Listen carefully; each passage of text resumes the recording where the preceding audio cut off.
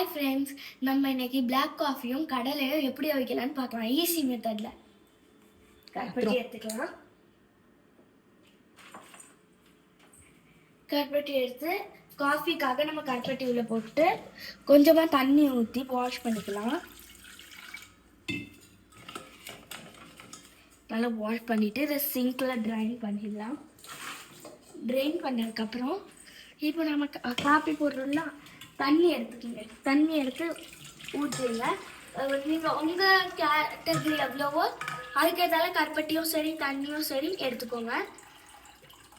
அப்படி இல்லைன்னா நீங்கள் அளவே போடுறேன் ஏன் நீங்களாக வேணும் சொல்லணும் அப்படின்னா நீங்கள் சேம் கேட்டகரி எடுத்துக்கோங்க. இப்போ நம்ம காப்பி தூள் போடணும்.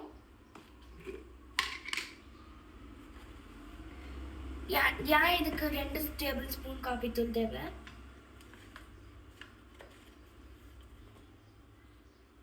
அப்புறமா 2 டேபிள் ஸ்பூன் 2 ஸ்பூன் காபி தூள் போட்டிங்கன்னா 1 ஸ்பூன் சுக்கு போடணும். நான் 1 ஸ்பூன் சுக்கு எடுத்துக்கிறேன். போட்டு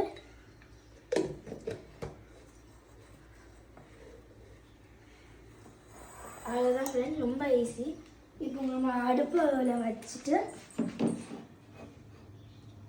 அடுப்பு ஆன் பண்ணிடலாம். அதுதான்